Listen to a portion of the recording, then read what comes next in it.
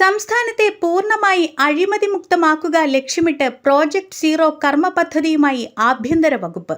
ജനങ്ങളുടെ സഹായത്തോടെ പദ്ധതി നടപ്പിലാക്കുമെന്നും അഴിമതി കണ്ടാൽ ജനങ്ങൾക്ക് ഇനി മുതൽ നേരിട്ടറിയിക്കാമെന്നും ആഭ്യന്തരമന്ത്രി രമേശ് ചെന്നിത്തല അറിയിച്ചു. പൊതുജനങ്ങളുടെ സജീവ പങ്കാളിത്തത്തോടെ പദ്ധതി നടപ്പിലാക്കുമെന്നും അഴിമതിയുമായി ബന്ധപ്പെട്ട വിവരങ്ങൾ ജനങ്ങൾ ധൈര്യമായി അറിയിക്കണമെന്നും അദ്ദേഹം പറഞ്ഞു. ലഭിക്കുന്ന വിവരങ്ങൾ പൂർണ്ണമായും രഹസ്യമായി സൂക്ഷിക്കും. അഴിമതിക്കാർക്കെതിരെ ഉചിതമായ നടപടി സ്വീകരിക്കുകയും ചെയ്യും. തിരുവനന്തപുരം വിജിലൻസ് ആസ്ഥാനത്ത് മാധ്യമപ്രവർത്തകരോട് സംസാരിക്കുകയായിരുന്നു അദ്ദേഹം. പൊതുജനങ്ങളുടെ സേവനങ്ങൾ ന്യായമായും സമയബന്ധിതമായും ലഭിക്കാനുള്ള അവകാശം സംരക്ഷിക്കുകയാണ് സർക്കാരിന്റെ ലക്ഷ്യമെന്ന് മന്ത്രി പറഞ്ഞു. അഴിമതിക്ക് പ്രോത്സാഹനം നൽകുന്നത് തെറ്റാണ്.